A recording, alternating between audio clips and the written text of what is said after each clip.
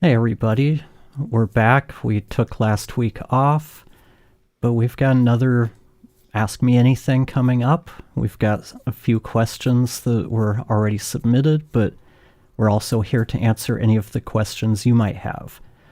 For anybody who's new to this channel, hi, I'm Jesse. I'm the AI person here, automations expert. I play around with AI all day, get frustrated with it sometimes, but I make things work to help us all save time and to help you save time. We've got with me today, that was really oddly worded. Today, with me, as always, we have Tara and Amanda. Tara? Hi, I'm Tara, brand strategist, creative director, and rebel with a cause. I've built my career helping underdogs punch above their weight, creating brands, telling their stories, getting themselves out there. I'm who you call when you have a client or you yourself want to make it unforgettable. I bring insatiable curiosity and a lot of heart to every project I work on. I listen more than I talk, believe it or not. I know you can't really tell sometimes from these live streams. And I've even made people cry with video, the good kind of cry. And I'm excited to answer more questions about all things branding and marketing today.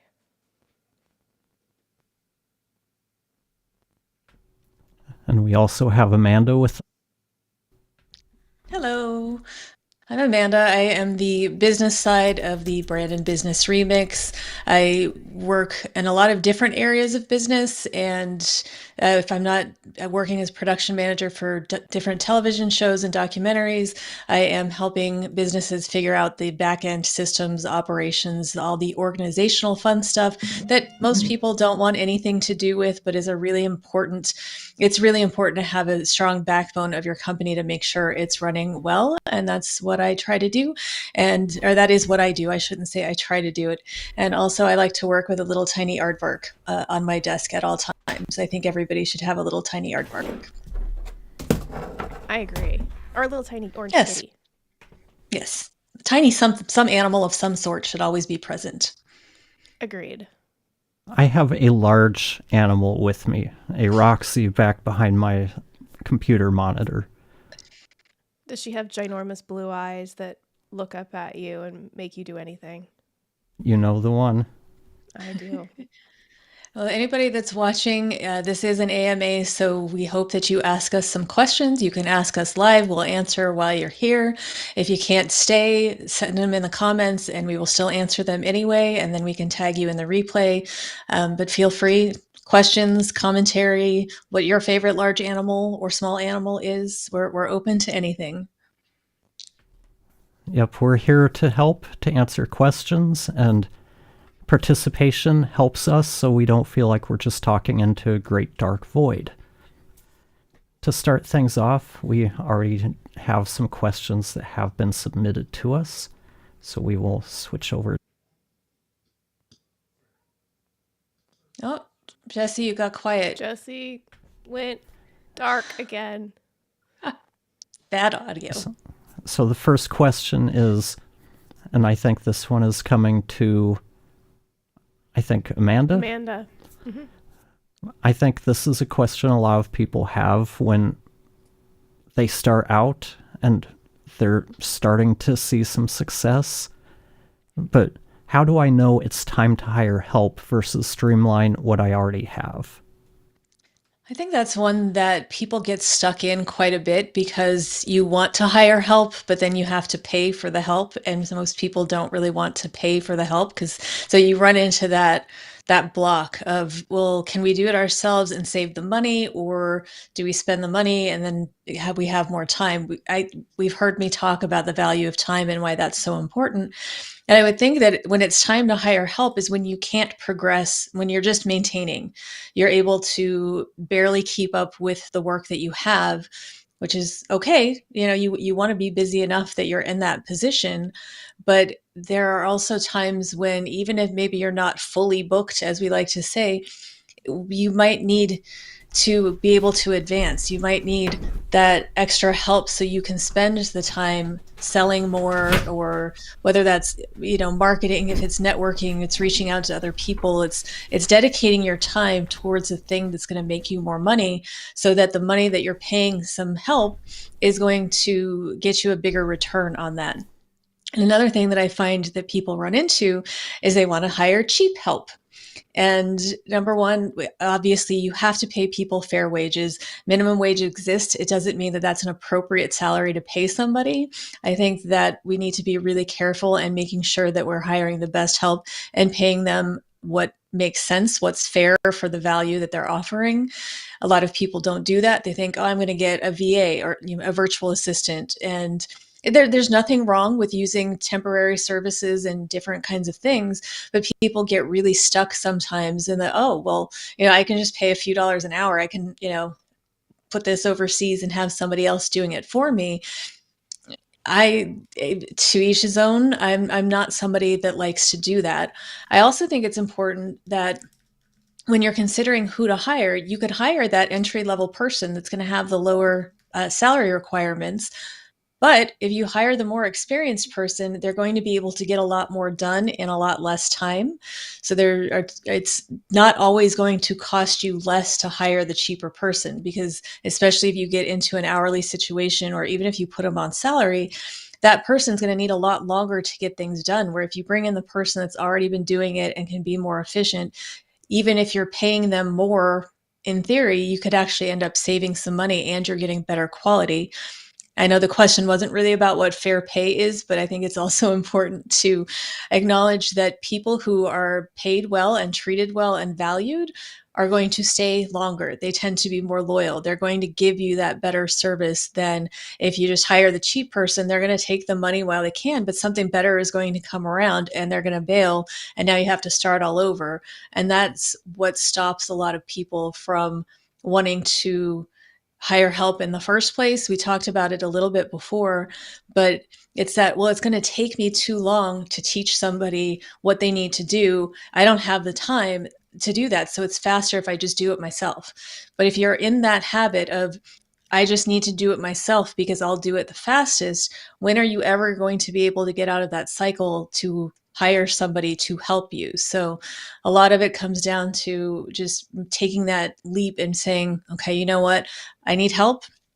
I can't do everything on my own. Even if I can, I shouldn't, because my time is valuable and I can be spending this in more important ways.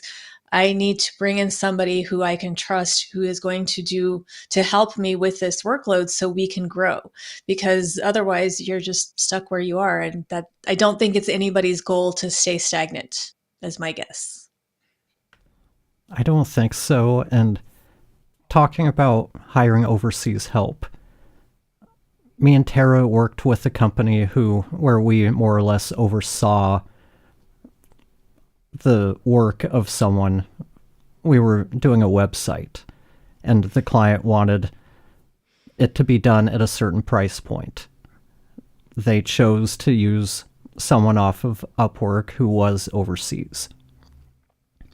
The long story short is, even though they were able to get the job done, there seemed to be a lot of kind of back and forth, and you've got the time zone differences.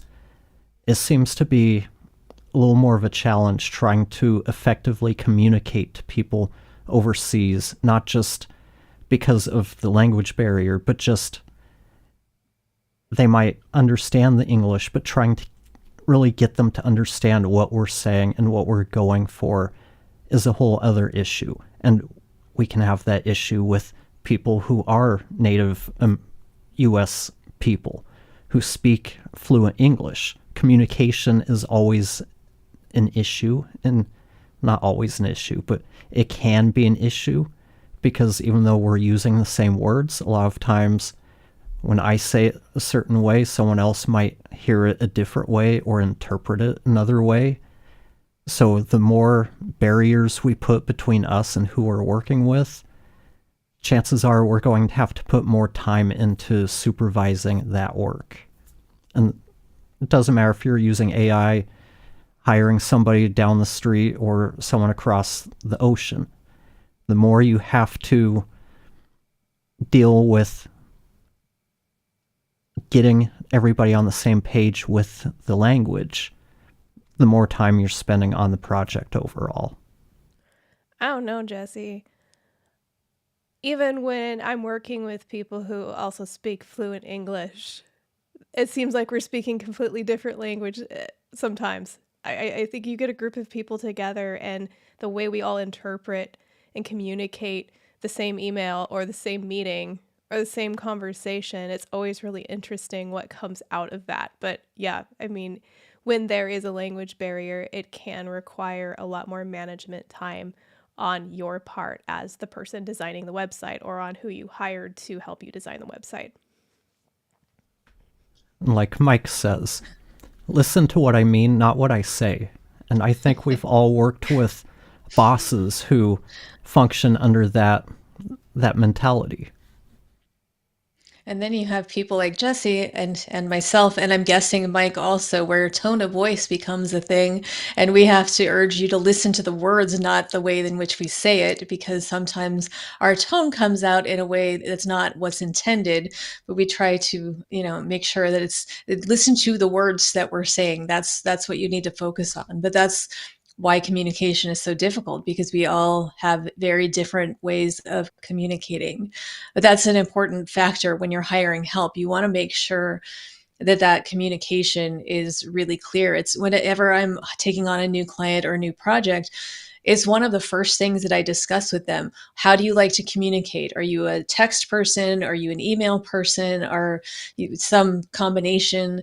What is the best way to get, so I can help you, but also so I can manage that? Because if you don't have that conversation and one person's sending emails all the time and the other person is one of those people we've talked about that has 23,002 unread emails, they're going to want to hop on the phone and they didn't maybe read all of that stuff. But you can streamline the way that you're communicating makes a big difference. And sometimes people just don't have compatible communication styles. So, it's, I think, important to communicate about your communication to make sure it's going to work, but really making sure that you're finding the right hire versus just picking somebody who's cheap, or like, even if somebody's recommended, you should still take time, not necessarily 13 interviews time, but you want to have the a decent discussion. But I think it's important too that when you're hiring somebody, that you're asking them the questions, but also when somebody's hiring you, that you're asking those questions too, because you want to make sure that it's a fit for you, whether they're working for you or you're working for them. Asking questions is so important. And not being afraid to ask questions when you are meeting with, when you're thinking of hiring somebody, whether that's somebody to design your website or a new employee. Really think about what you most need, what you most want to know, and have a solid scope of what you want this person to do. Really understand, okay, coming in, this is what I need. Because the thing is if you approach a vendor and you say, I think I need a website redesign, I'm not really sure, I think my website might suck. And, well, vendors differ in their expertise. Some are just going to take you out your word and say, okay, you want a website redesign? Sure, I can do that really cheaply for you. I'll charge you $800.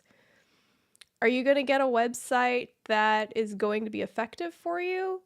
Probably. My guess is probably not, because a more experienced vendor might come in and say, why do you think your website sucks? What led you to that belief? And you might say, well, I'm not getting anybody calling me or contacting me. I can't seem to get clients or customers. Now you have you're getting more to the root of the problem. And you can really see, is it the website or is it something else? That specificity is a very, very, very important thing. That if you're just trying to figure out if you're going to hire somebody new, you need to know what you're hiring them to do. I find that sometimes people just say, I need help, so I'm going to bring somebody in. What's that person going to do for you? I don't know. We'll figure it out. And that's great. But it's really from both sides. Again, you need to have that clear scope. You need to know what you're paying them for. They need to know what their responsibilities are. And I just had a conversation with a potential, or it's a client currently, but somebody that maybe has some other stuff, and was asking, well, what would it cost for you to do this, this, and this? And one of the things was to pay attention to these emails. Luckily, he understood. He's like, well, neither of us can define what pay attention to means. So where I have to go back and refine what these needs are. But that it's things like that. A lot of times people are very vague in these initial conversations, like, oh, I'm just going to need your help. I may be making it sound like it's not a very heavy workload because they don't want you to feel overwhelmed before you even start, because they want you to say yes. And then when you get in there and then it's way more than they anticipated, then they're probably not going to stick around. And now you're going to have to start all over with somebody new. So again, it's if you're not sure if you're ready to hire somebody, it's taking the time to maybe even just list out. It doesn't have to be a big, long, fully detailed list, but those bullet points of what are the things that you anticipate letting this new person handle, and factoring in how long it's going to take you to train that person to do things the way that you like, and how much you're going to trust that person to figure out a different way that's going to suit them and might be better than what you've been doing. I think that's the other tricky thing is, I don't think you're going to get very far if you're looking to hire somebody to be a second you.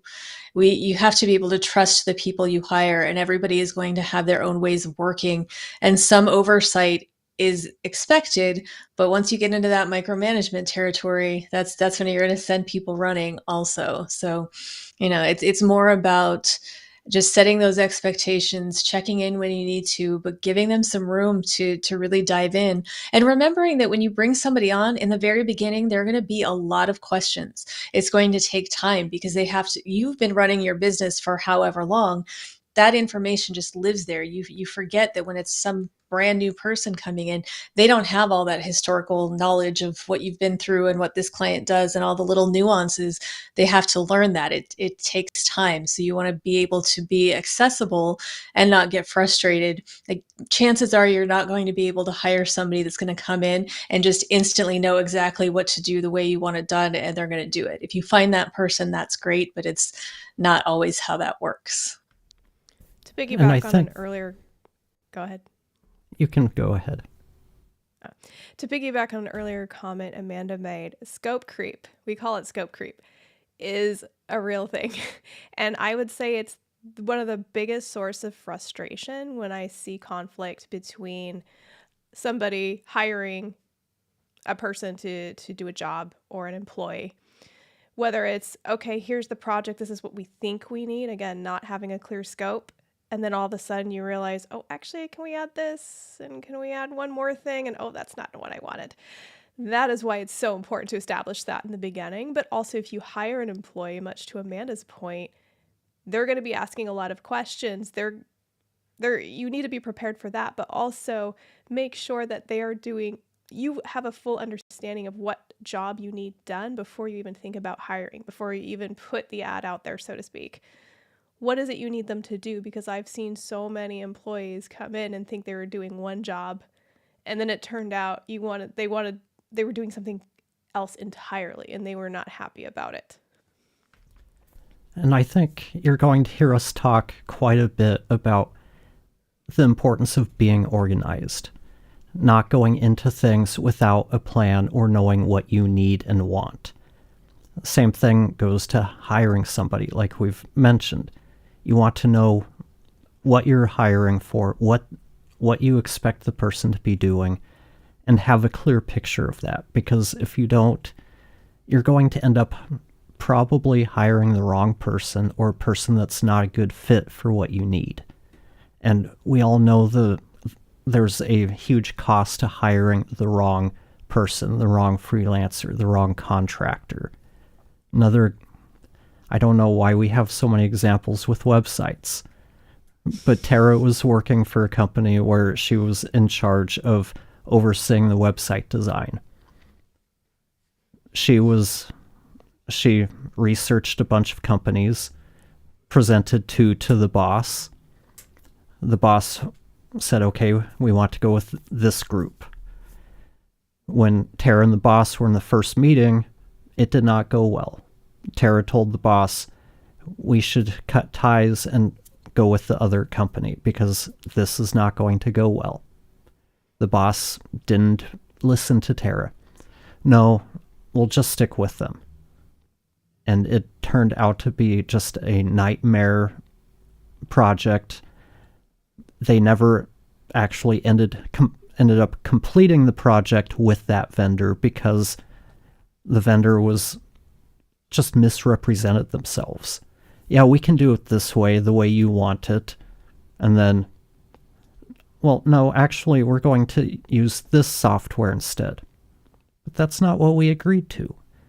So the project ended up costing a lot more because a new developer had to be brought in and was more or less starting from scratch.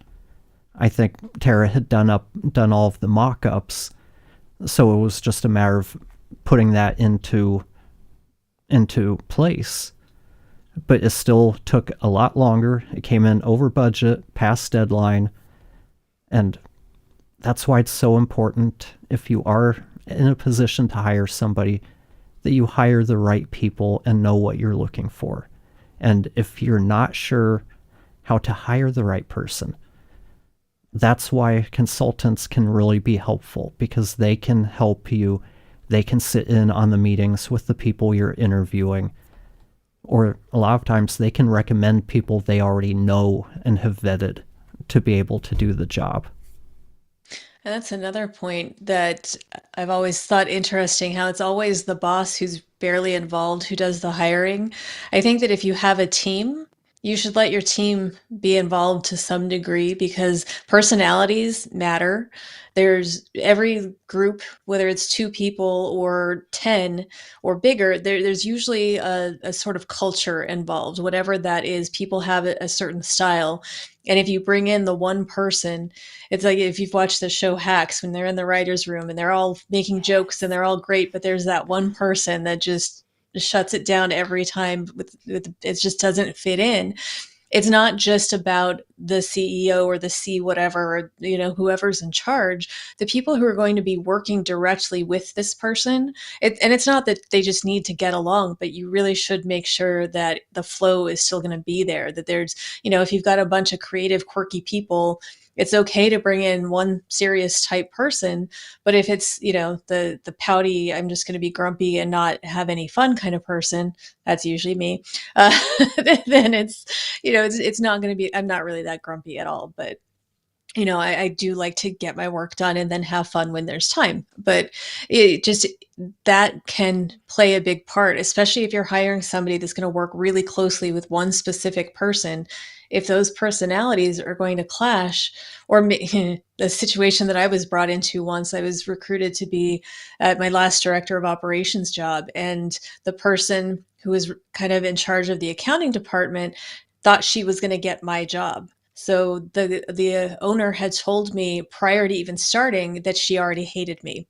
Never met me, but I knew that I was walking into a situation where somebody was already upset because I took her job. And she was not pleasant the whole time we worked together, but I was as nice as can be, and I made sure that she had nothing that she could do.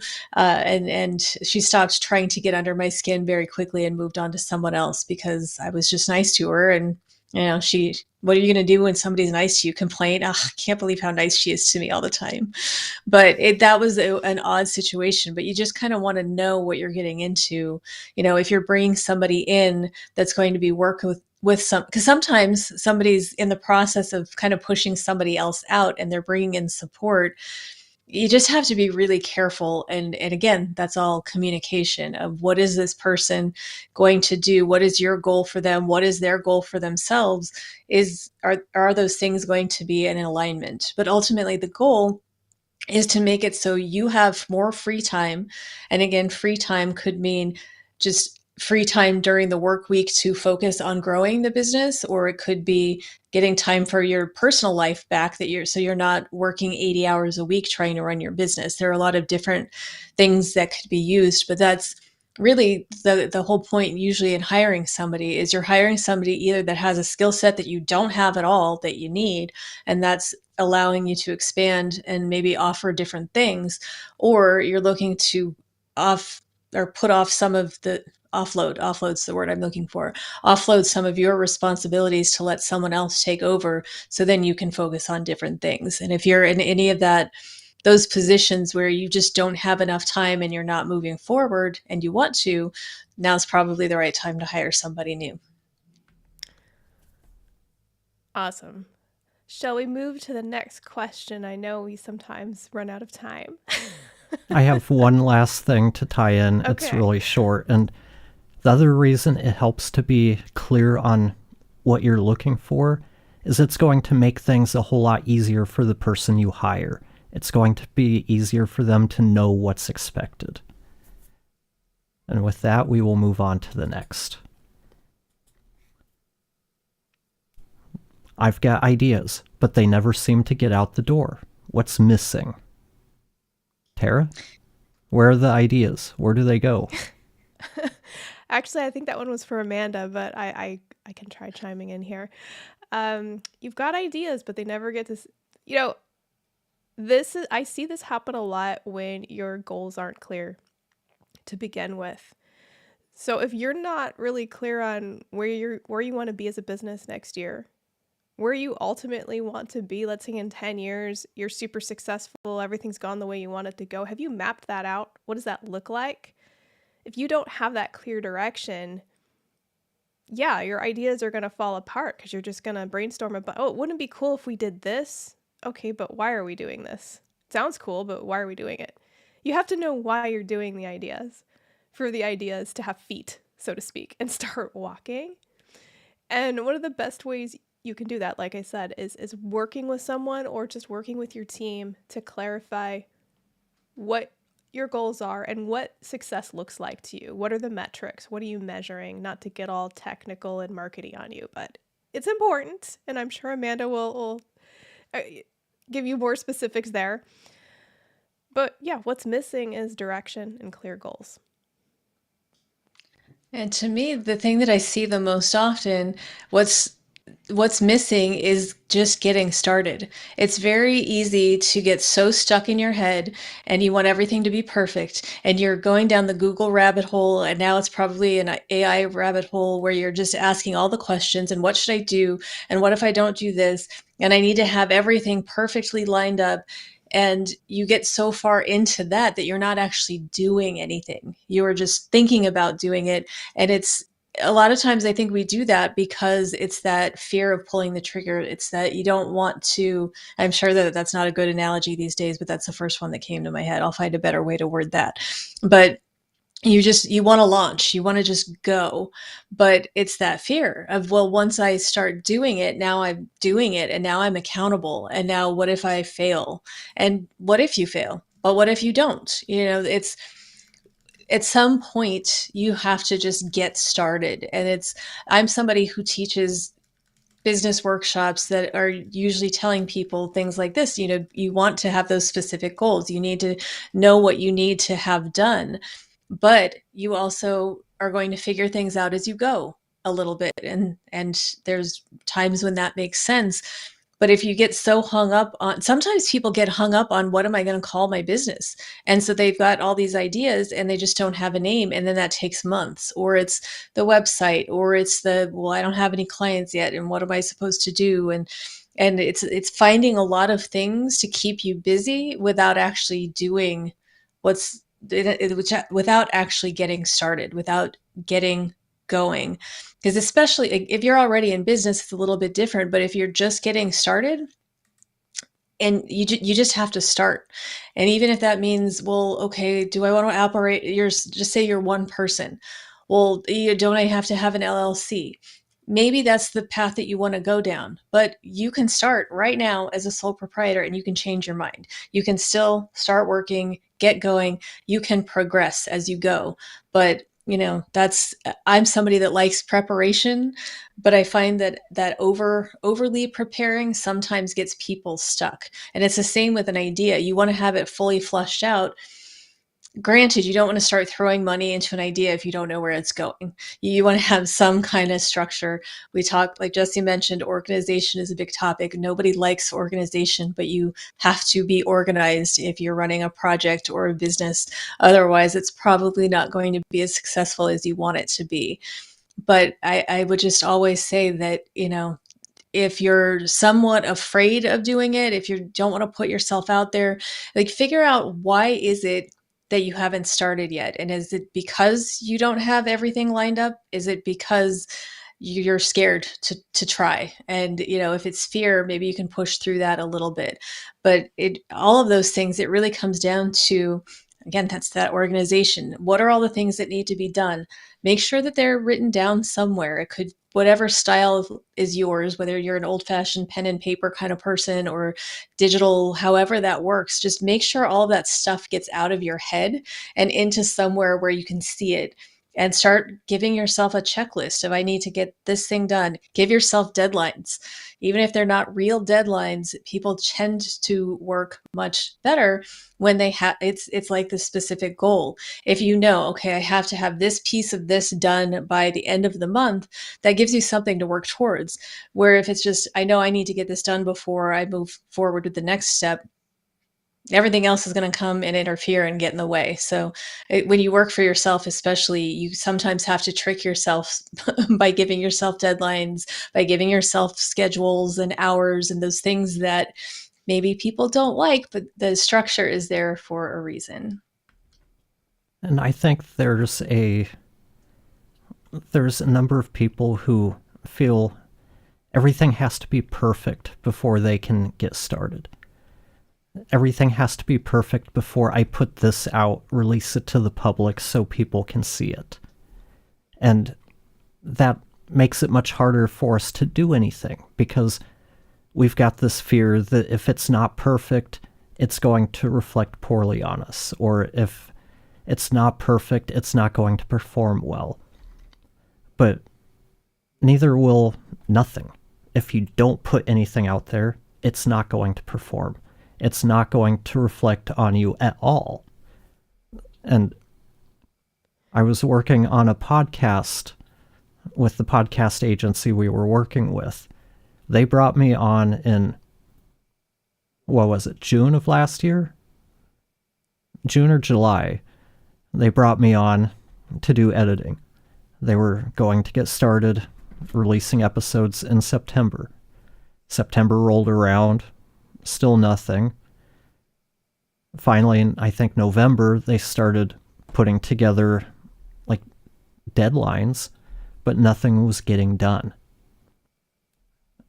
It's June the year after, and they still haven't put anything out. And since I'm not working with them anymore, I'm not sure what's going on behind the scenes, but a year to get a show started that they already have all of the plans for, that's why sometimes things don't get out the door. That's why perfectionism, there's that saying, the perfect is the enemy of done. You took the words right out of my mouth. Because we share a brain. But that's exactly it. The more we obsess on all of these tiny little details that most people don't care about, it makes it harder for us to get it out there. To build on Jesse's point, I'm just going to be straightforward with everyone. You are leaving money on the table. Let me repeat that. When you are striving for perfection and you're afraid to try out ideas, you are leaving money on the table. In fact, you might actually be losing money, like Jesse was talking about, because you might be investing in something, and then if you don't put it out, that's wasted money. How much time did you put into that? It's not just what you paid for it, but what about the hours you devoted to that? So I think I end up having this conversation with a lot of founders because new ideas are scary. Doing things differently is scary. Putting yourself out there on social media is scary. Thinking about, well, what if I say the wrong thing? What if I offend somebody? What if I post and nobody pays attention and then I'm embarrassed because I don't get any engagement and people think I'm not doing well? I've heard it all and I completely understand it. We all have those fears. But the thing is if you don't try, if you don't test out ideas, then you're never going to know. And we've all been there. We've all put out content that nobody engages with. We've all had to start, or many of us anyway, had to start at the bottom, so to speak, and build that credibility from the ground up. And that means a lot of time spent doing content that people don't really see or pay attention to until you start building more, and then slowly more people start engaging with it. Jesse's a really good example of that. If you told me that he would have his own YouTube channel like even 3 years ago and be rocking it, I'd be like, not that he's not talented, but he's just never been someone who wants to be on camera and talking to people and front and center. And so I would have thought, no way. But he decided to do it because he's an audio genius and he has a lot to share and a lot of expertise around audio and different mics and equipment and how to make your audio sound better. And he just decided, screw it, I'm going to start this channel. I don't care that I'm not comfortable in front of the camera. I'm just going to wing it and I'm going to see what happens. And over the course of a year, he's built this big subscriber base. People really look at him as an expert and they go to him and they come to him for advice. And if he was afraid, if he said, well, I'm not somebody who's good, being in front of the camera, or I don't like the way I talk, or I'm afraid that, people might judge me, then he never would have done that. And the other part of it was, this is a part of how we need to market our business, because we're not the best at going out and networking in person. So I had to kind of push myself out into this world to start learning about it so we can understand how to utilize it to be able to better market our business and the different things that we're working on. I'm still not comfortable on camera, but if I never did this, I never pushed myself to do it, I'd still be sitting there going, well, how do I market my business? How do we use YouTube? Sometimes you just have to push yourself out there, put those ideas out there, start learning. And if we're doing things the right way, every day we're going to get a little bit better at what we do. The more we get used to it, the more we get practice, the better we get at whatever it is we're doing. Well, the thing is that we expect ourselves to be perfect. The audience doesn't expect you to be perfect. In these days, people respect that everybody's looking for that vulnerability, for that authenticity, for all those buzzwords, but they're buzzwords for a reason. And it's because people want to connect with humans, and humans aren't perfect. So I know if I see somebody who's a little bit maybe socially awkward on camera, hi, that's me, I will relate to that because socially awkward on camera and okay with it. And people sometimes, and I'll say that, and people are like, oh, don't be self-deprecating. You're not socially awkward. I'm not criticizing myself. I love my awkwardness. It's part of who I am because I know that I'm going to connect with those other people who also feel awkward. So it's fine. But I think we all put ourselves at such high standards that we think that the rest of the world is going to do the same, even if it's, we're going to do something that 3 people see, maybe only 1 person sees it. Very few people are actually judging us the way we're judging ourselves. So that's part of just getting out there and not, I know it's much easier to say, don't care about what other people think about you, but than it is to put that in practice. But I think it's really important that if you feel strongly about your idea, about your business, about the message you're trying to get out in the world, you will find your people somehow. Then the people who maybe don't resonate or who will criticize you because it's not perfect, those aren't your people. You don't want to work with them anyway, because somebody who's expecting perfection is always going to be let down, because that's not how this life works. Exactly. And we've got another comment from Mike. I have a face for radio and a voice for silent movies. One of these days, we're getting you as a guest on this live stream. You will be on camera with us. You will. Somehow it's going to happen. And one other kind of anecdote I have that's kind of on the other side is we worked with one company who the person had really solid ideas of what he wanted, but he didn't understand his role within the hierarchy of the production and the company. So he hired us to do a lot of work. This was for a podcast. We did a bunch of custom video work. We redid their intro, writing an original song, getting a new voiceover actor to do the voiceover, and it went nowhere. This company paid us easily thousands of dollars to produce stuff that was never put out because either he decided he changed his mind in the middle of the project or he couldn't get approvals from the higher-ups to use it. So that's another thing to think about is it's good to have ideas, but you need to have a clear picture of what you want, how it's going to be used, and if there are other people that need to sign off on it too. Because there's nothing worse than putting money into creating things that can't get out the door either. Yeah, one other strategy is a scary word, but don't run away from it.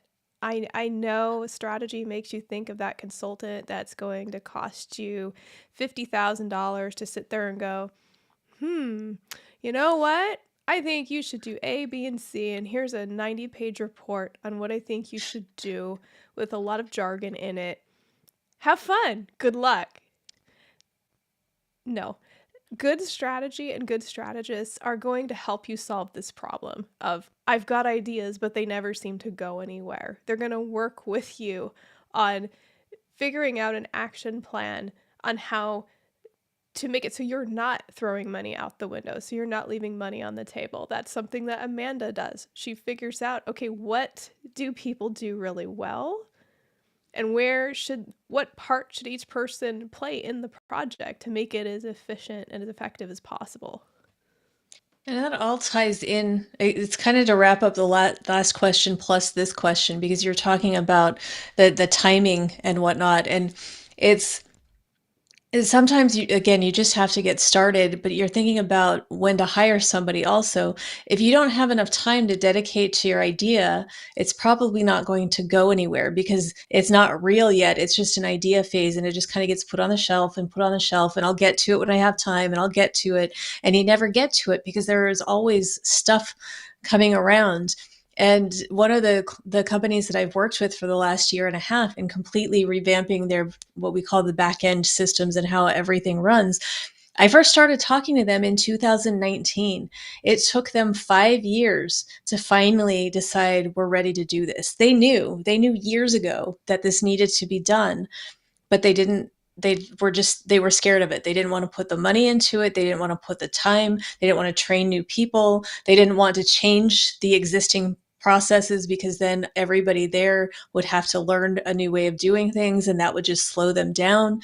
So there were all these excuses that why they couldn't move forward. 5 years goes past and they finally just figured out, like, yeah, we've been running this way for decades. It's not working. I mean, we're getting by and we're getting business and we're paying the people we need to pay, but we're not really streamlined. We're not getting to where we need to go. We need to really start from the beginning in some kind of sense. And 5 years of waiting is 5 years that poor systems made everything more and more jumbled, which meant that that's why, we're a year and a half in and still fixing things in one department because, the longer that you keep putting these Band-Aids on things or not hiring the people to help you move forward, things just get, even if they're working right now, we always use that, you're just throwing a Band-Aid on it to get by. At some point, those Band-Aids are going to fall apart. And if there's not the structure to hold everything together, then you're going to have a much bigger disaster on your hands. So sometimes not wanting to take the time to move forward is going to cost you a lot more the longer that you put it off. So you want to kind of be real with yourself and with your team. Are we doing things well or are we doing things just to get by? And if you're just getting by and you know that things aren't right, or somebody on your team keeps telling you, hey, this isn't working, or you're continually making mistakes, and that's going to affect your relationship with clients and vendors and all of those things. If those mistakes are happening and things aren't working, it's probably time to hire that help that you wanted to know about. And the same thing with these ideas that you have that you want to move forward with. You have to decide on a time and just say, you know what, we're going to make the time now, and we're going to do it now. Now is a good time to do it. Now is always the best time to do it. Do we have any last wrap-ups before we move on? I think we're good. Okay. How much should I invest in branding if I'm not seeing leads yet?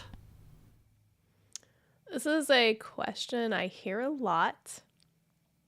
And branding is one of those things that people think of as frivolous.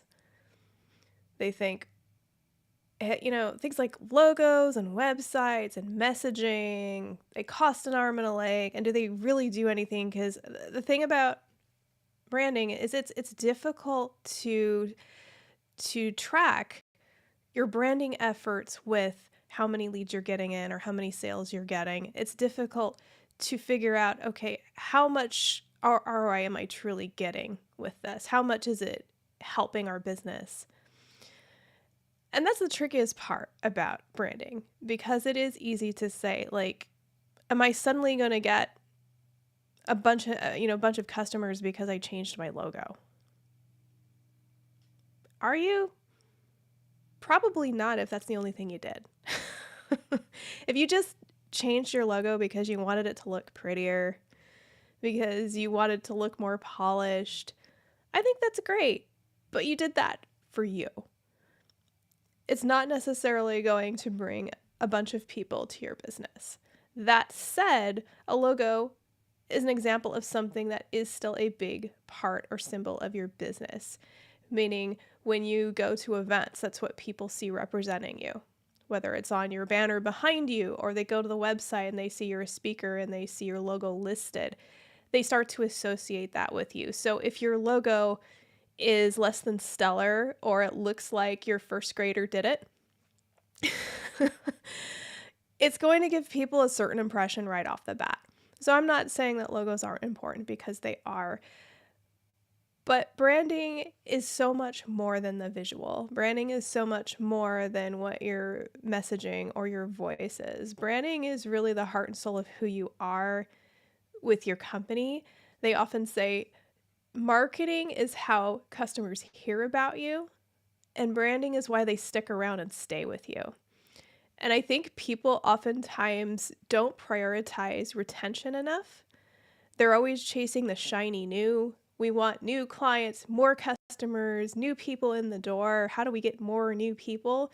Instead of really focusing on building those strong relationships with the customers and clients you already have, because those are the people that have already chosen you for one reason or another. They had options and they decided to go with your product or your services or your consultants. If you're a consultant, they connected with you. So it's really important, I'd say more important, to build your relationships with the customer or client base you already have when it comes to your brand, versus always trying to get new leads in the door. And I say that because those people that you have a good relationship with, that have a good experience with you, then talk to other people and say, you know what, I know this product I use or this service, these people treat me really well. Their customer experience is wonderful. Your brand, your customer experience is part of your brand. When people call you, when people fill out your form, the questions, do you have 80 questions for them to fill out where they're like, oh my God, I don't have time for this? Or is it simple, frictionless? That is all part of your branding. So when you're talking about investing in branding because you're not seeing leads yet, I would say invest as much as you can, as much as you're comfortable with, because if you do it the right way and you do it in a way that it's going to attract, like Amanda was talking about, your people who are going to connect with you, then if you hire someone who knows what they're doing, or you know what you're doing, you're going to get that investment back and more, because you are going to be able to more easily target the people who are most likely to fall in love with what you're providing. And so you want to look at every touch point, not just the things you think of when you think of branding, but your entire customer experience, from the second people become aware of you to their relationship with you when they've been working with you for 5 years. What does that entire customer journey look like? And so when you're investing in branding, that's what you're investing in, is building that process and and what all of those touch points say and the experience people have with you. And that experience is really, really, really important. And so the reason you might not be getting the leads that you want, it could be because maybe your website isn't that great. People go to it and they can't find what they need, so they leave. Well, that's a bad brand experience. Maybe you're not getting leads because you're not putting yourself out there in the right places or in the right ways, because again, part of developing that brand is figuring out who your audience is and knowing all about them, almost like they're characters in a book. What do they do during the day? What do they love? What are their passions? What are their fears? What are, we like to say, pain points in the marketing world, but essentially, what are they struggling with and how are you helping make their day better? Why do they need what you're offering? And having a really firm understanding on that, not just on a functional level. We're not just talking about speed or price. We're talking about the emotional connection to it. I need this ice cream because it makes me feel better after a really bad day and it tastes really good. That's an emotional connection. So if you know that about your customers, you're going to be able to put out content that's going to stand out so much more, because as we all know, we are bombarded by content. When we go to social media, our feeds are just filled with information and it all starts to sound the same and we just stop paying attention. But when we think about when we're on LinkedIn or Facebook or TikTok, why do we stop? Why do we stop and read certain posts? What is it about those posts that make us stop? For me, if I see an orange and white kitten, I'm jello. So if orange and white kittens are part of your marketing plan, okay, you got me. And maybe somebody out there understands that about me or people like me, and so they're going to attract orange and white kitten loving people like me. But really, that encompasses what branding is as a whole and how it's intertwined with marketing. And the marketing piece of that is, okay, now that I have a really solid brand, we understand our audience, we know our customer journey, we've built our customer experience up. How do we get the word out there? What are the best channels to use? What are the best strategies? How much should we invest in that? And again, somebody who has that background can help you work through all of that. So you can not just get leads, but the right leads, because you don't want to get a bunch of people to your website who don't really want to be there because that's what we call just kind of not good leads, because they're not really for you.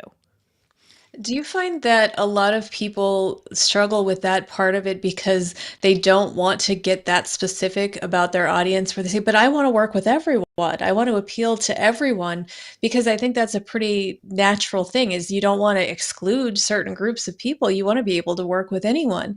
But when you want to work with anyone, who are you really appealing to? Is that still a common issue in the marketing world? Oh, yes. Yes. It's in fact, it's become a cliche of what we say it over and over again. If you try to appeal to everyone, you appeal to no one. But honestly, there's a lot of truth to it, because when you think about it, by trying to market everyone, you have to go with pretty broad, generic messaging. And when you're trying to, let's say, get the right people to see your ad or on LinkedIn, how do you know who to target? If you target everyone, that's not going to work out well for you when you're working with paid ads. You need to really understand who it is you want to speak to, and everything should be on point and make it feel like this this was made directly for them. And you can't do that if you're trying to market to everyone. You can't. So it's really not going to sit with people in general. It's not going to connect to them in that deeper emotional level that these days you need to be able to do, because people, again, are being bombarded by messages all day long. And that's why you need a branding and marketing strategist or specialist, because there are not those people like me. And that I know, especially in the beginning, that was always my issue, was I don't know who my audience is. I don't know how to really dig into who this specific character is. I am not equipped to do that on my own. I need you to tell me how to do that. And I think that's where a lot of us, I'm going to put myself in that category, we get stuck. It's because it's intimidating to hire somebody else, and you always think, well, they're not going to get me. And I think because there are a lot of people out there that don't take the time, and that's why I only work with you on that stuff now, because you're the only one who's taken the time to really, I feel, get to know who I am and not try to change me into being somebody who's more marketable, but taking who I am and saying, we can work with this. We know that, I've built a successful business working with people solely by reputation. So I'm good at what I do. I know there are people who need me, but it's really, I need someone like you that says, well, this is how we're going to find more of those people who need you and can pay you to do the things that you do, versus all of us who think, oh, we're going to do it ourselves. Yeah, and at least for me, not marketing, which has been my strategy, has not worked all that well. Yeah, and that's the thing. Like, marketing is overwhelming for everyone, including those of us who are, brand strategists and marketing strategists, because it's constantly changing. What apps you should be on, what platforms you should be on is evolving, and then now you have AI added into the mix that is moving at a lightning pace, and it's a lot for people to keep up with. But at the end of the day, exactly what Amanda said, a good brand or marketing strategist is going to help you figure out who that your audience is, because you can't always articulate it. So what we do is we ask you questions. We keep prodding. We are generally really curious people. So we try and find the best questions to ask so we can get the most out of our sessions together as possible and help you get as much direction as possible. And then once we have that, then it's our job as your friendly marketing or brand strategist to then do research, what we call marketing research, and figure out, okay, now that I know exactly who my client wants to work with and what their end goal is. Now I'm going to do some research and find those exact right people that they're looking for. And that's what we do. We do a mix of what we call quantitative and qualitative. But qualitative, I think, is really important because it involves you actually talking to either the person's customers, the business's customers, or their potential customers. And it depends on how much you want to invest. Some businesses, large businesses, are going to invest in focus groups, would be an example of that, where they actually bring people in and they ask them questions and they get a really good idea on how to market to them because they're actually able to talk to them. What I often do, especially for some of my smaller clients, is just ask them for a list of customers that have been loyal to them in the past, that they have a good relationship with, or people they want to work with, maybe within their network that would be a good target customer. And then I get on and I interview them and I just ask them a few questions. And that gives my clients oftentimes a lot of really helpful information that then we can use to create content or to do proposals or decks or things like that. It always comes back to not just fully understanding your customer and what they need and who they are, but actually always understanding who you are first. What are your goals? Establish that first, because if you don't have a clear picture of that, it's going to be really hard for you to define or connect with who your ideal customers are. And it looks like we have some comments from Mike here. I'll get to Mike in just a minute, because that is going to kind of shift the conversation. One of the things that I know we've dealt with, and for some reason we see it a lot in marketing, branding related areas, is that people want to self-diagnose. We don't go to the doctor and tell them what we have. We tell them the symptoms. The doctor asks us questions. But for some reason, a lot of people self-diagnose. I'm not getting enough leads, so it must be my branding. Maybe I need a new logo, or I need a new website. But they're self-diagnosing, and maybe they pay to have a new website done and realize they're still not getting leads because they figured the problem was the website. They didn't actually ask the questions of, why am I not actually seeing leads? And that's why it's so important that we don't self-diagnose. At least figure out what the problems are and try to find solutions, not look at it, I'm not getting leads. What are some of the reasons I might not be getting leads? It might be the website. Okay, I'm going to go get a new website done. Well, that didn't work. Maybe it's my logo. No, that didn't change anything. So you're just throwing money at guesses. Someone like Tara can help you really understand why it is you probably aren't seeing leads. And it's usually a number of things that all play in together. It's usually not one specific thing that is causing that symptom. And now we'll move on to Mike's questions. With my product, I make custom metal signs, so I can't just target orange and white cat owners. Is it possible to create a brand for my business? And then he followed that up with, I make wedding and anniversary, funeral, military, ranch signs. I have a broad market. Should I limit my focus? Interestingly enough, that's one of the other questions we'd planned on answering today because this comes up a lot about having what we call multi-passionate, but a lot of different focuses at once and how you manage that. In fact, when we had, we did the brand with Amanda live, we sorted through some of that issue of, she serves very different clients and has very different focuses. So how do we map out her brand in a way that's going to make sense and help her find success? In terms of orange and white cat owners, is it still possible to create a brand for my business? I think that's okay. I think maybe if you want to target gray and white cat owners, you could do that because Amanda is a gray and white cat lover. So if you want to do like a metal sign with a gray and white cat on it, I'm sure you would have a loyal customer for life. I'd probably buy that from you. Yeah, that's true. But Mike, without delving into your brand too much or asking too many questions, just right off the bat, when you say you're making wedding and anniversary, funeral, military, and ranch signs, that's a broad amount of products.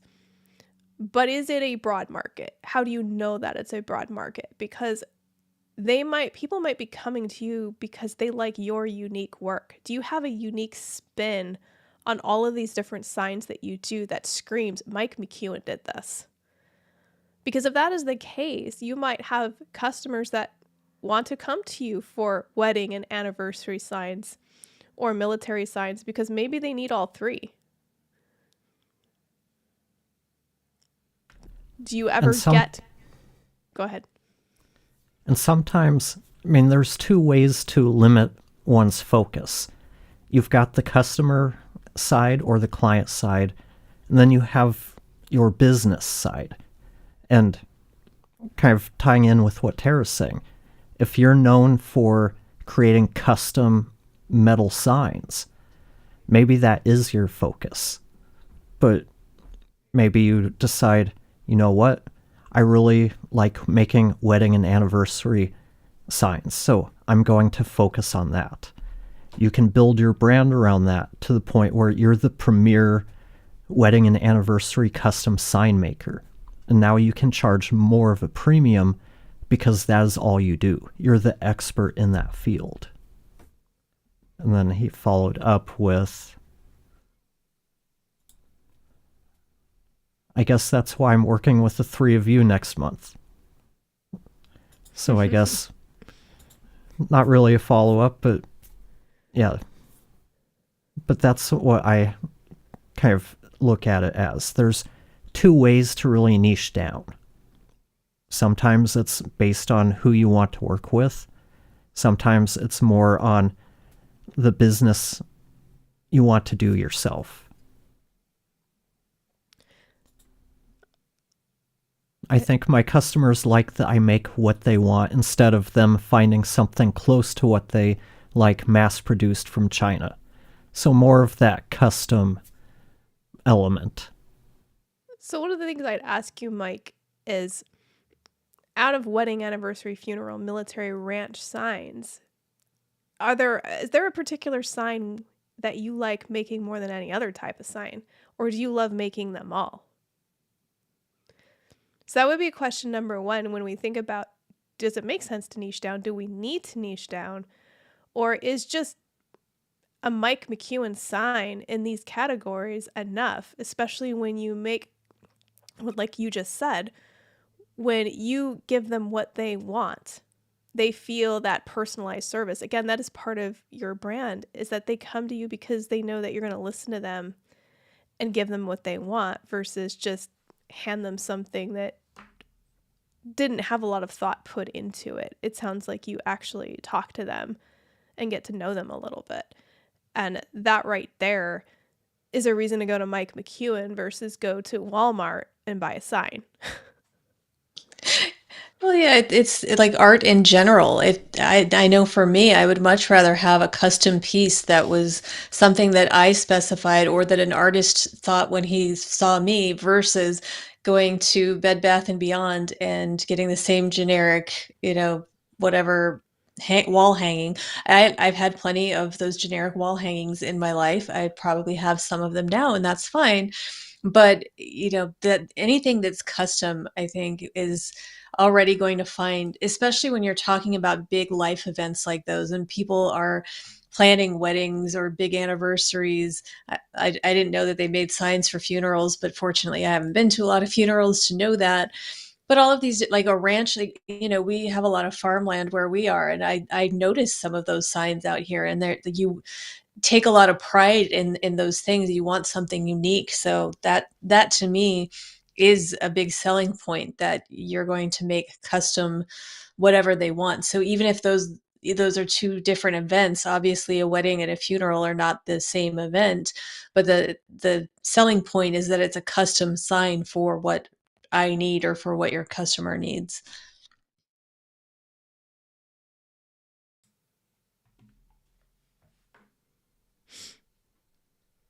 Do we have anything else to add to that? I think we just decided that Mike is going to make a cat. And Mike doesn't strike me as a cat maker, but I think that's what's going to happen.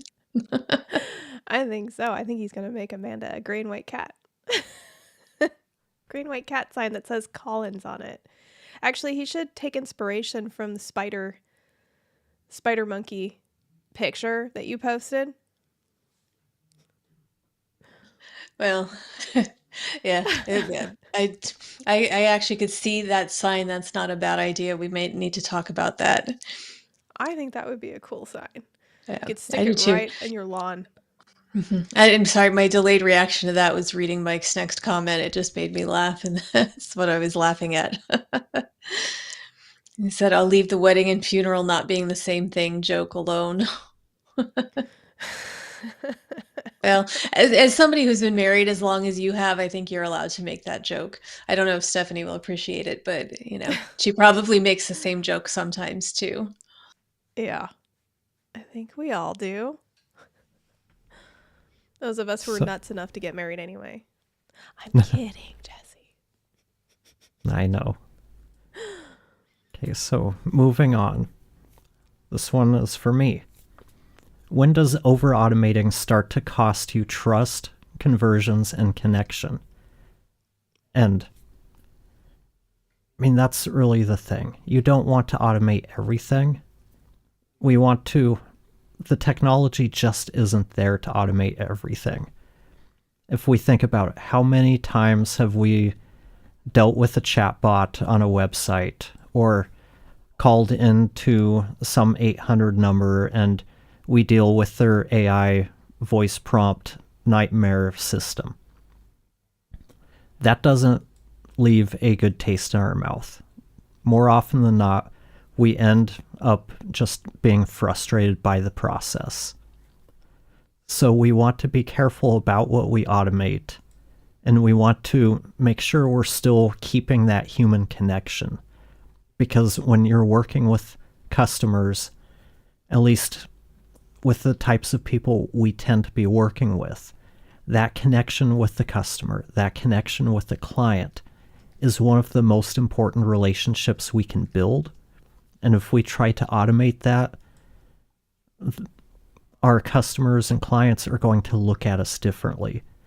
Instead of being a group of people who offer services and help them solve problems, it becomes more of a transactional relationship, like you might have with Best Buy or your cable company or cell phone, whoever.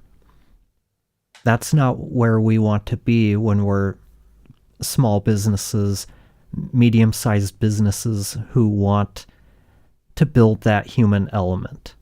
And it's going to become more and more important over the next few years to really focus on where can we keep that human element, that human interaction in the loop, and where is it better to automate things and use AI?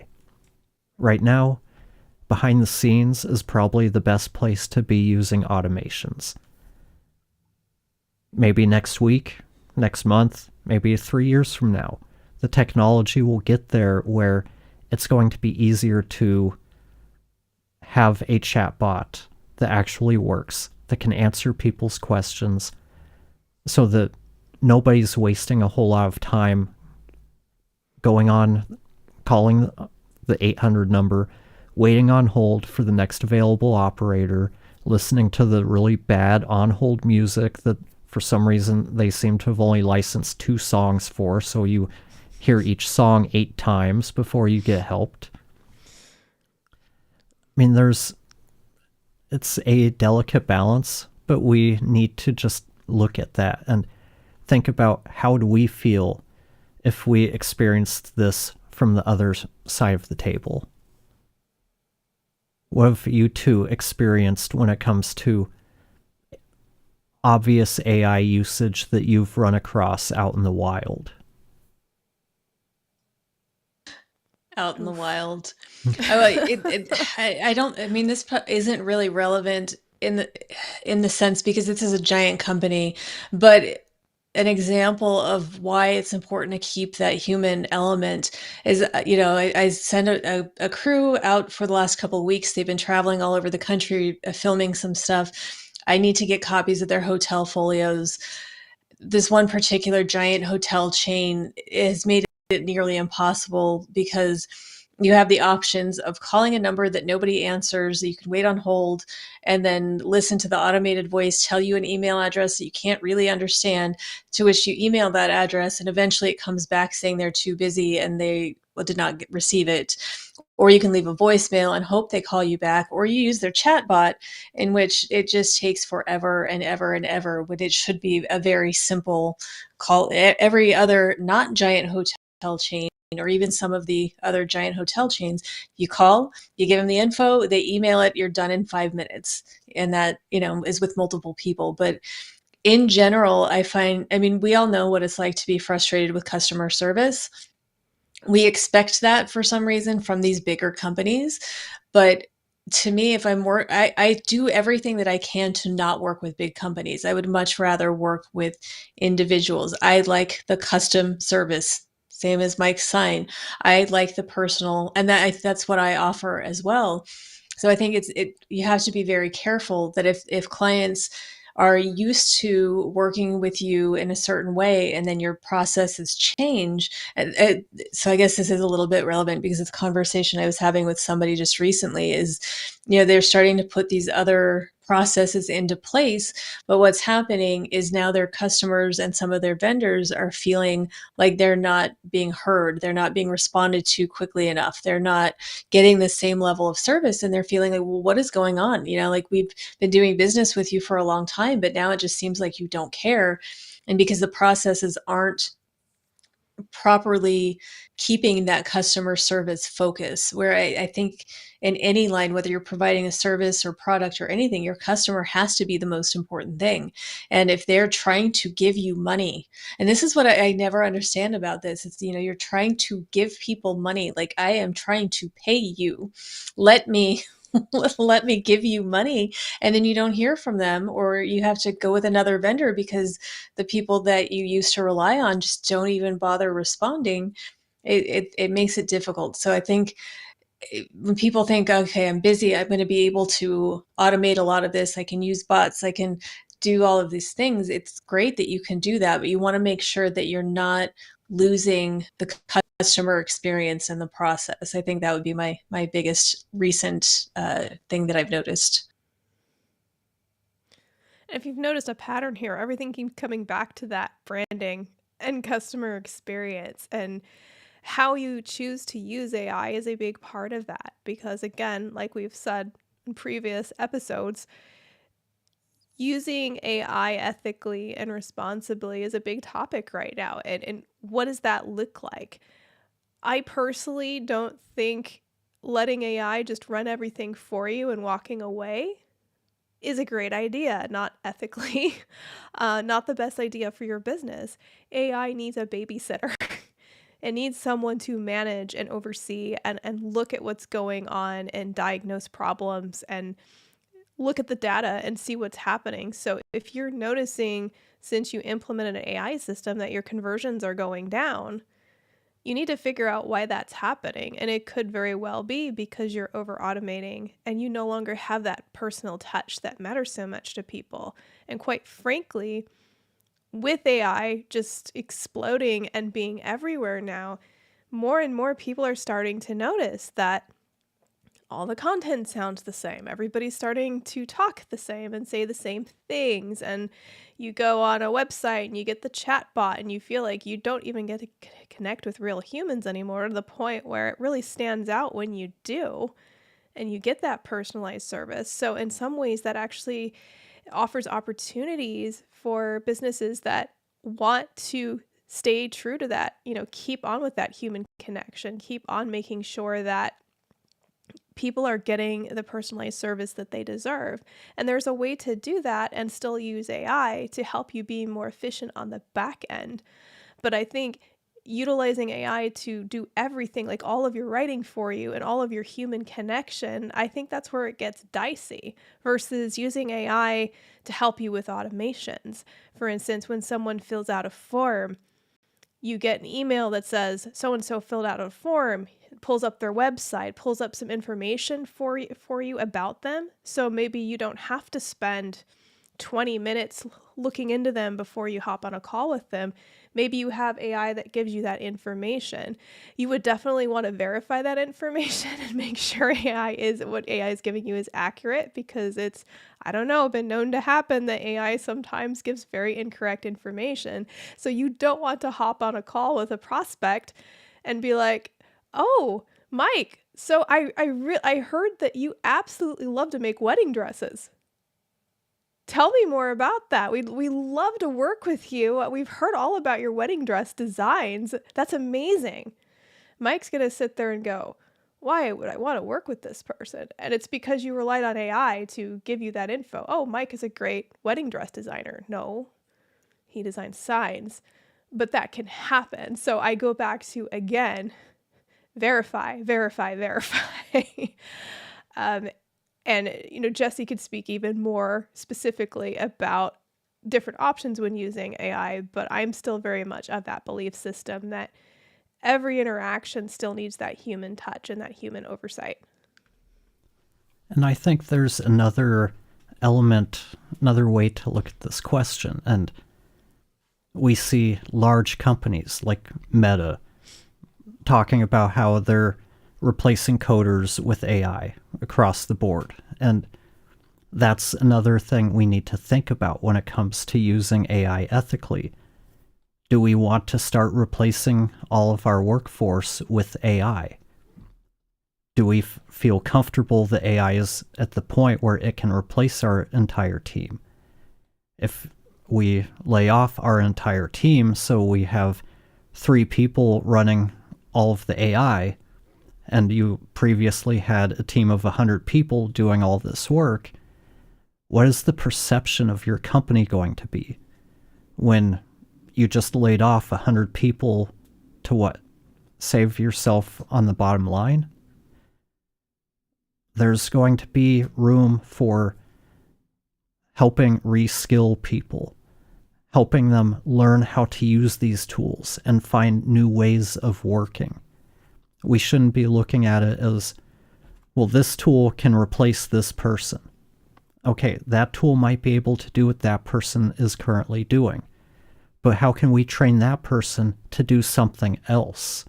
Or maybe that person needs to be involved to run this tool because they're the expert. They're going to know when that tool is doing its job right and when it's not. And they're going to have the knowledge and the skill to be able to correct things when AI runs afoul. So there are so many elements to this type of question. And it's not... Go on. No, go ahead. And it's not a really straightforward thing. There's not a clear-cut answer of when does it start to cost you in trust or in conversion or connection. That's going to be one of those questions, well, where it just depends. And we need to be aware that those costs are there. And if we start realizing we're nearing the edge of that line, figure out which side of it do we want to be on. Yeah. And it looks like, excuse me, for some reason we're not getting comments from each platform. So we actually have a couple comments on LinkedIn from Stephanie Meeks.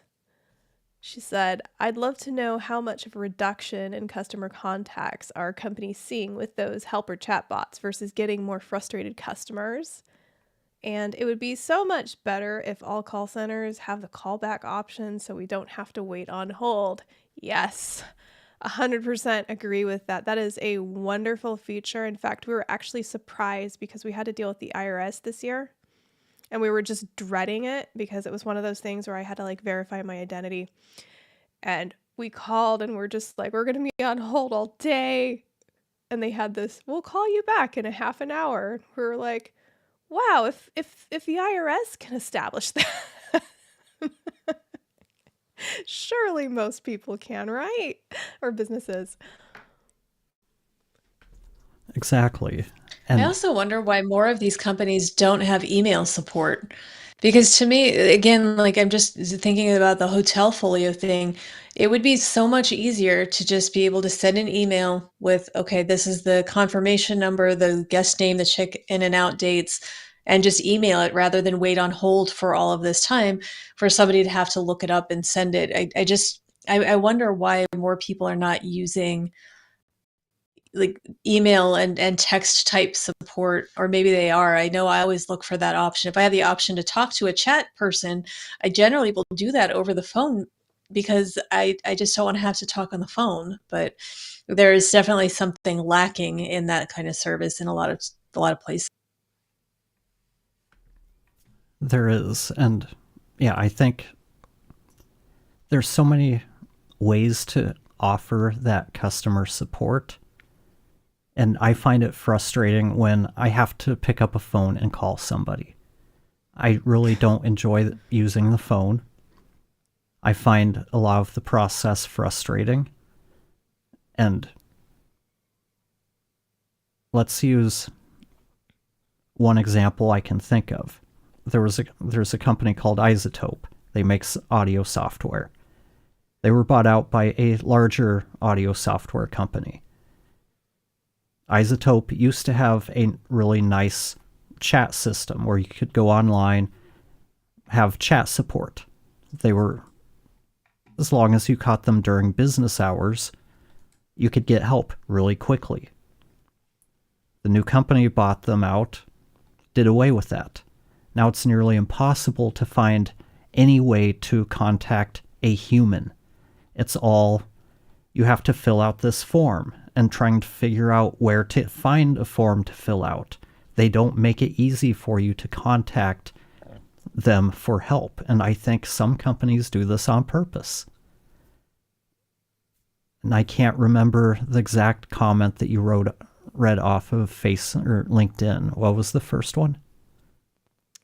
I'd love to know how much of a reduction in customer contacts are companies seeing with those helper chatbots versus getting more frustrated customers.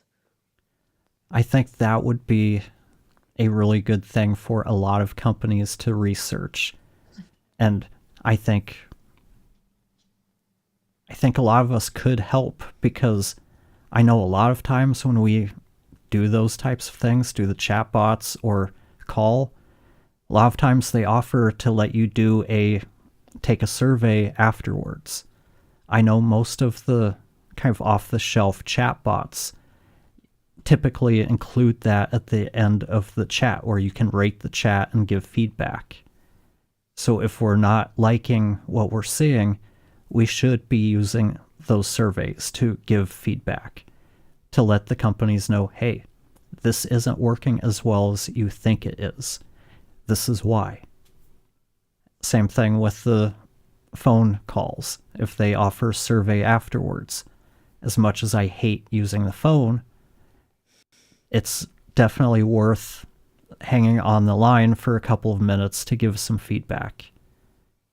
But yeah, I think a lot of companies would do well to research that kind of thing. And that's all very millennial of us. The fear of the phone is especially when you're thinking about when you're thinking about customer experience, you do need to consider generations. Because even though we are all individuals and we're all going to be different within a generation, no, we're not all the same. We're not a bunch of walking stereotypes. That said, we came up in different times, meaning we do have some different views, things that we're used to, things that we're comfortable with. For example, for me, if you call me on the phone, my eyes are going to get big, and I'm going to be like, what happened? What's wrong? What's the emergency? You're calling me? What is going on? You're not texting? You're not emailing? Something's wrong. Whereas if you call my parents, they appreciate that. They get excited when they see your your name come up on their phone. They're like, oh, they're calling me. Yay, I can't wait to pick up. And when they have something to say, they pick up the phone and they call. And you need to understand your customers in that way too. So like if you, again, that comes back to really understanding your audience. If you know that 80% of your audience is millennial and Gen Z, you're going to want to think through, okay, what form of communication is going to work best? Are they going to feel more at home and comfortable with? And chances are, yes, they will feel maybe better, okay, they're used to talking to chatbots and filling out forms and things like that. In fact, last thing they want to do, like Jesse said, is have to actually call somebody. No, if I have to call you, I'm going to take my business elsewhere, because no, I'm not getting on a phone. A lot of them might be thinking that.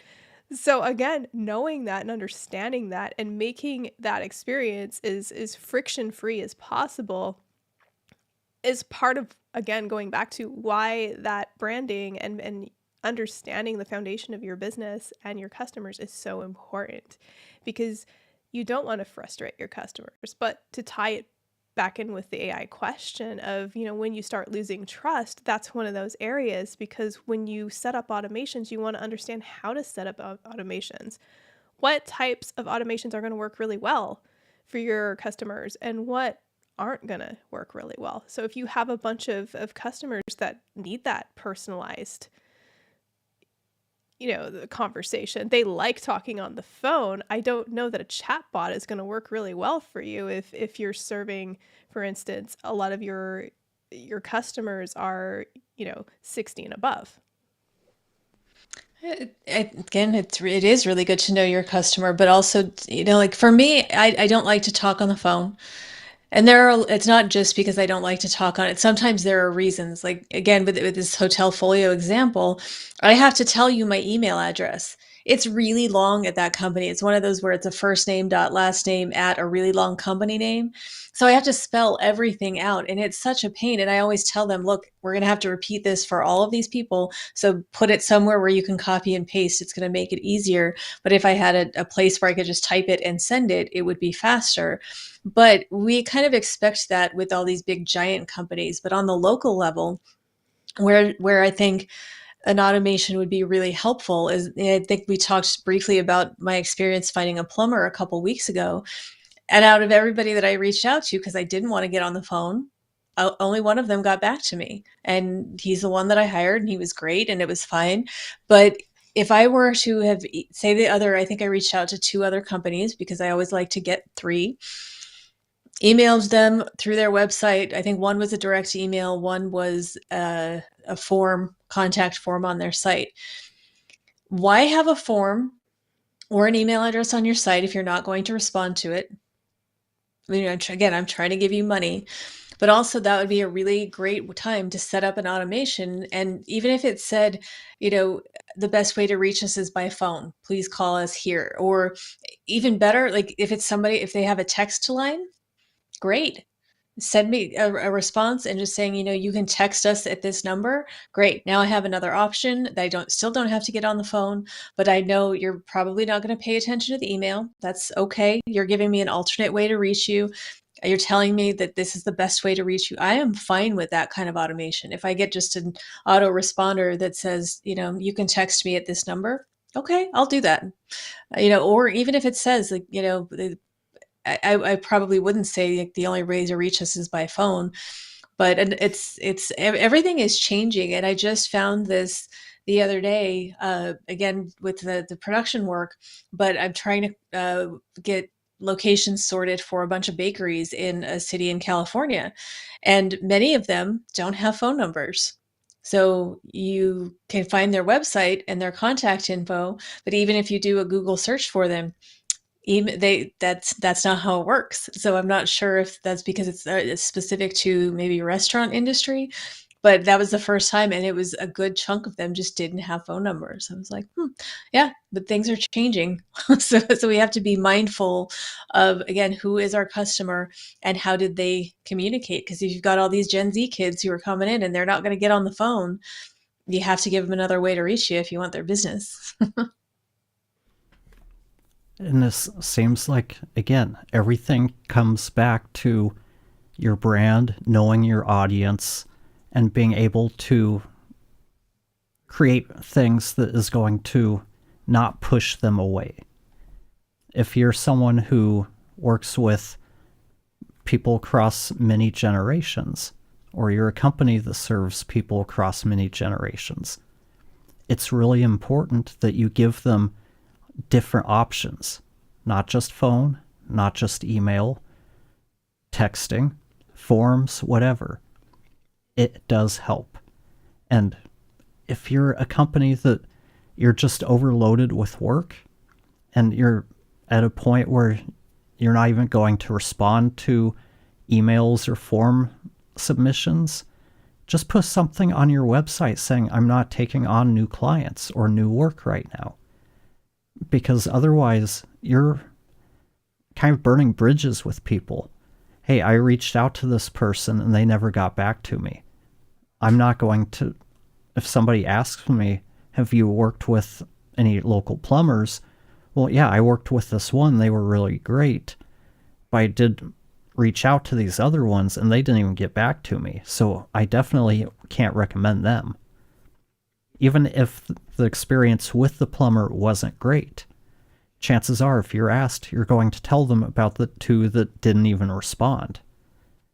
So there's that negative word of mouth element too. And maybe you're not at a place where you can take on new clients right now, but maybe 6 months down the road, a year down the road, I have another plumbing issue and I really liked your website and what you had to say about yourself.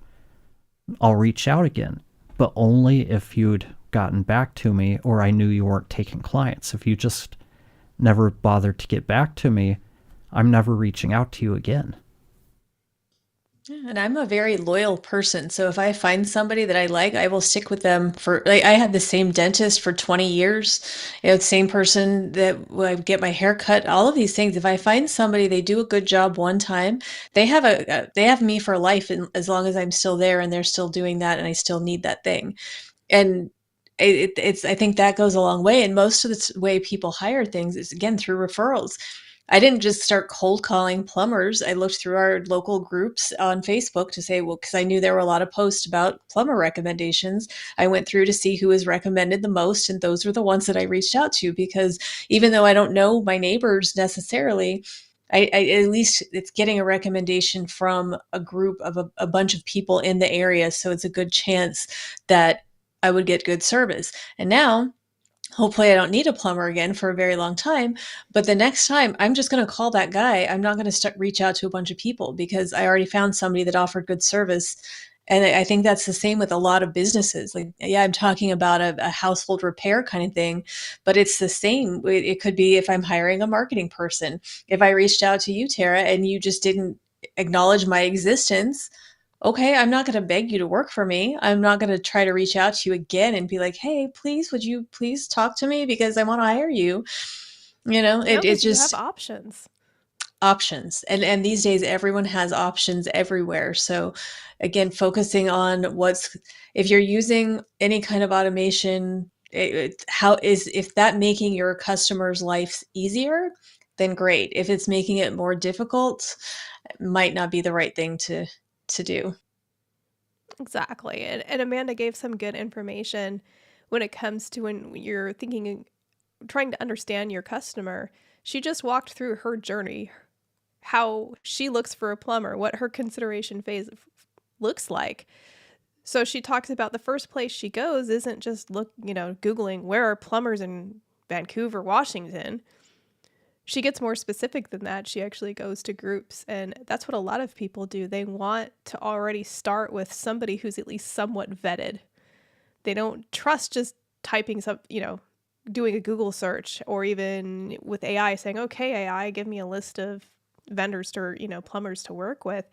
They would prefer to get it from a trusted family member or friend first and foremost, but maybe they belong to a community or group, and they tend to trust those people more than an advertisement or even like reviews, which we all know sometimes aren't always accurate, or people leave them, or there's fake reviews or things like that.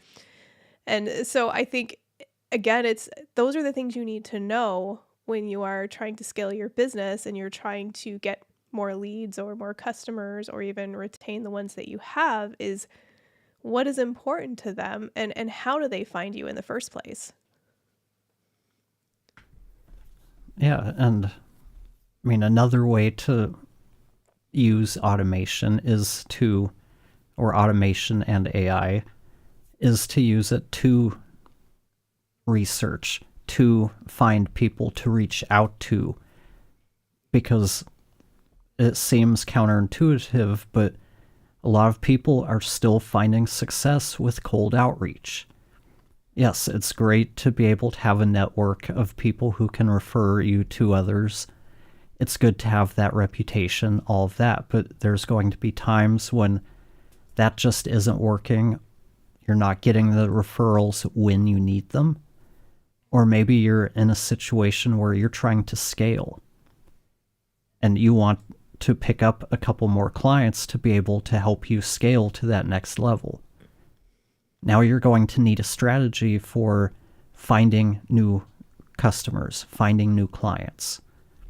And that's, again, where strategy comes into play, but AI can help you. If you're running a small sign business, You can do research into your competitors, see what they're doing. You can look into what types of people would be interested in custom metal signs or metalwork.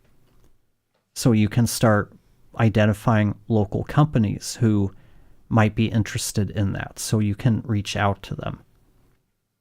So there's a lot of ways you can use AI behind the scenes that's going to help you save time. It can help you work in ways that you haven't been able to do it before.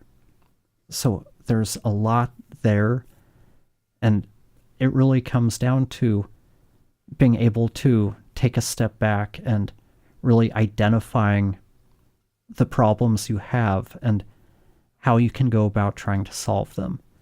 Because on the live stream we did yesterday, we were talking about a prompt that a podcaster had posted about, here's my prompt for creating all of these different things for my podcast, like title, show notes, all of that stuff. But I'm looking at it and going, okay, you have this transcript. You can do so much more with it than you're currently doing. But that's because this person was looking at it as, this is currently what I do. How can I use AI to do that so I don't have to? But if you take a different approach and start looking at it as, what can I do? What can AI do? Can we do more than I was able to do myself by utilizing AI? And I know this is kind of delving off the topic, but I think it's something that we all need to think about, and especially businesses, is how can AI be used not just to replace things that are currently done, but to allow you to expand what you're currently doing to do things you haven't had the manpower or the time or the expertise to do.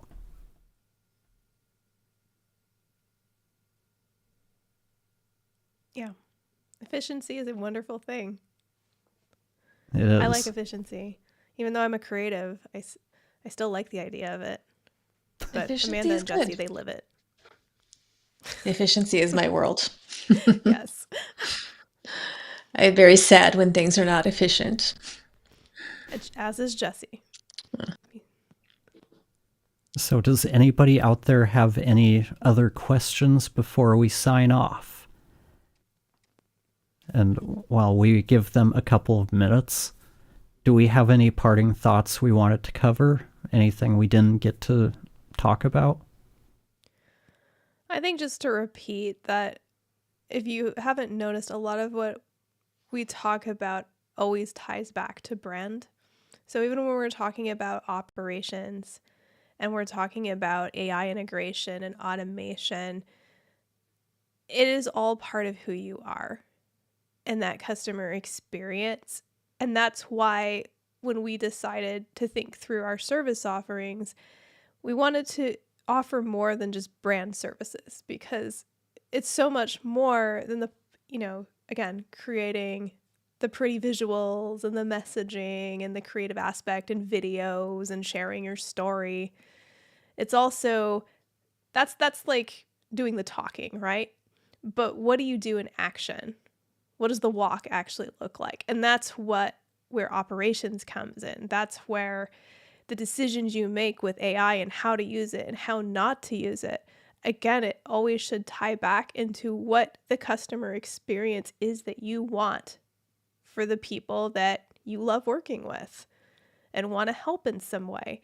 Everything is about that. And you can have a gorgeous website and logo and on-point messaging, but if your operations is a hot mess and there's a bunch of inefficiencies and people are filling out forms on your website and they're not getting responses because you're just overwhelmed, or maybe you have too many customers and you can't keep up, how do you think that is going to affect the outside perception? Sooner or later, people are going to start leaving because, people, they tend to leave negative reviews before they leave good reviews.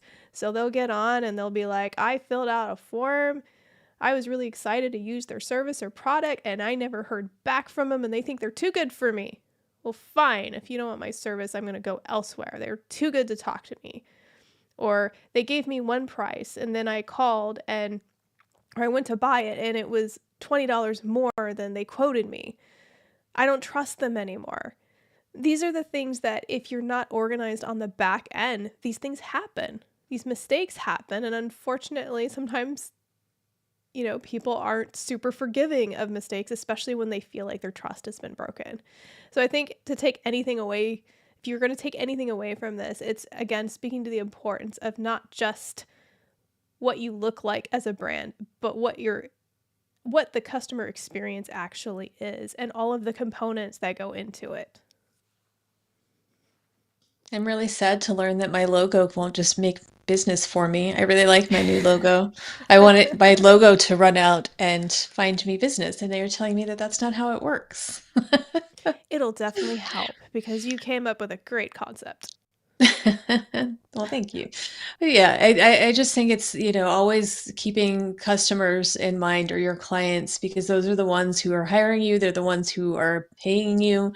Again, the way I built my entire business is on referrals and reputation. And a lot of that is because I communicate. And I generally communicate in my own way, but I don't let emails sit unread for days. You have to have that you want every client to feel like they're your only client or that they're your priority. And I've had people say that before. It's like, I don't know how you have all these clients, but you always make time for me. I always feel like I'm getting what I need.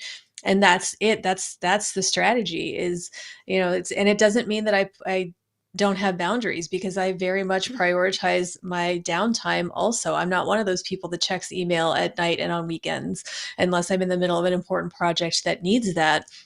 But it's really thinking about that, how I feel like it's just being repetitive, but it's so important. What is your customer experience working with you? It should be a very big focus. And if your operations, you're making changes to that, if you're implementing AI and other automations, are you doing that while still making sure that your customer is getting the same quality or even better service than what they expect? Because if you start making changes and it negatively affects them, that loyalty that you've built up is slowly going to go away, because people give you a break when they've been working with you for a long time. But think about your first time clients. They're not going to come back if they don't have a good experience. And you can only keep loyal clients around for so long if you start treating them what they consider to be in a negative way. I agree. I don't think I can top anything you two just said. So we'll bring up a last comment and we'll sign off. Very informative as always. You always get my mind working in directions I've never considered as the older generation.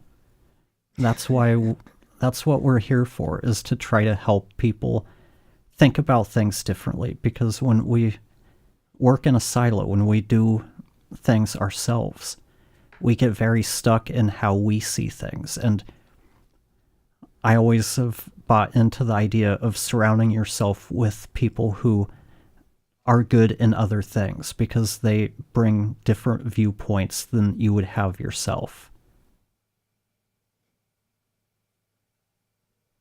Agreed.